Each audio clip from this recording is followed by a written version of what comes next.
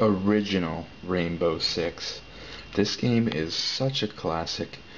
Really changed a lot of things. You know, it was really the first, strategy first-person shooter that I can think of. It certainly did a lot for the first-person shooter genre. Of course, it started on the PC. This game came out in 1998, and I just picked this up for $1.50. No joke. It's a classic game, and it's great to go back and play it. It works on Windows 7, so you can still play this game even though it's a little old. The year is 1999. The Cold War has been over for more than a decade, and for the first time in a half-century, the world is free from the spectre of nuclear apocalypse. It should be a time of peace and prosperity, but all over the globe, the embers of old animosities have been fanned into flame by the winds of freedom. Terrorism in the 21st century is an international industry. Money and expertise flow freely through the global computer nets, and every type of weapon imaginable is available on the black market of the Third World. It has become harder and harder for the security forces of individual nations to combat this threat to the safety of their people. What's needed is an organization with the resources and the authority to fight terrorism wherever it flourishes. It would be composed of the best and brightest counter-terrorism experts from every country, and armed with state-of-the-art weapons and equipment. It would operate in absolute secrecy, its existence known only to the most senior government officials. It would attack swiftly and silently, cutting off the head of the Viper before it had a chance to strike. Such an organization already exists. Its code name is Rainbow. Alright, so here we go. This is where you start your campaign. Of course, you pick your difficulty. Yes, I'm just doing this on Recruit. Definitely not a pro at this game by any means. You start off each mission with your briefing and your roster select, and more importantly, your kit selection. You can change the armor that the guys are wearing, you can change their guns, and of course their secondary items, such as either like a heartbeat detector or extra grenades. So you can do a lot of planning there. You can plan where your teams are going to go during the mission.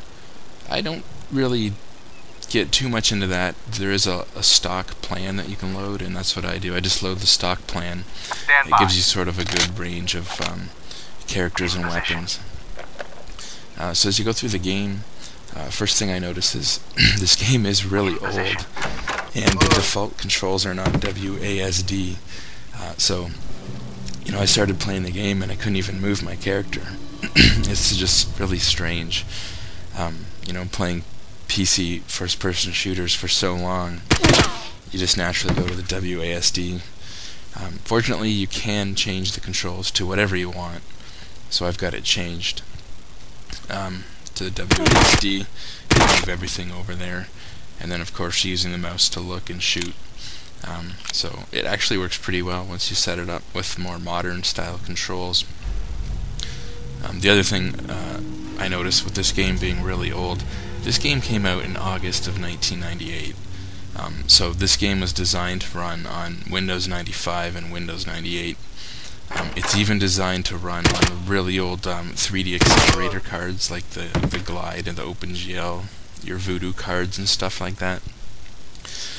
So it is an older game, which is nice that it still runs. It still runs in Windows 7 I'm using. So yeah, it's nice that it runs, but however, it does not like Fraps very much.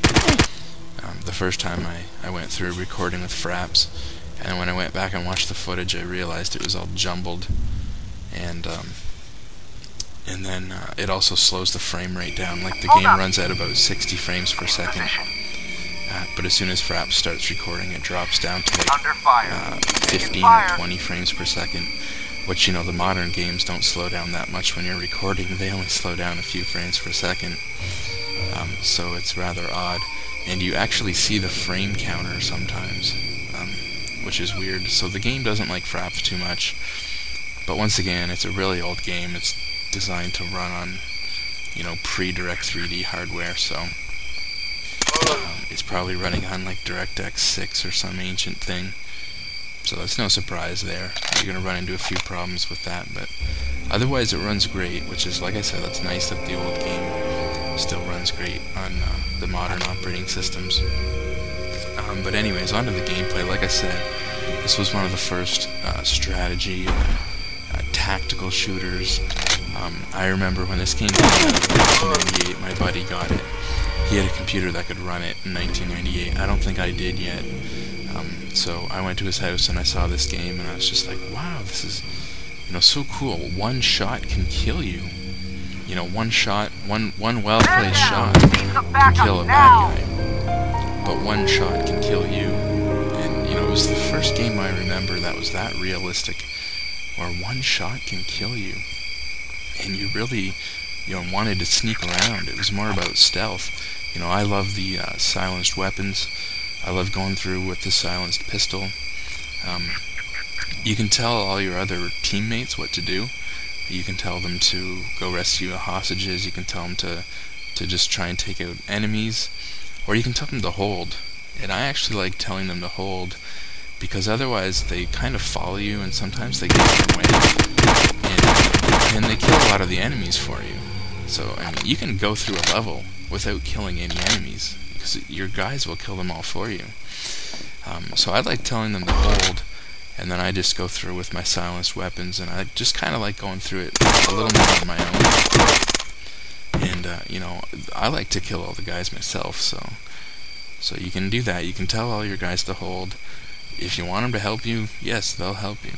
So, it's pretty cool there. Like I said, this game for its time, was pretty unique, and it caught on. This game was made by a small company. It's called Red Storm, and I have to imagine that this game was really only made by a few guys.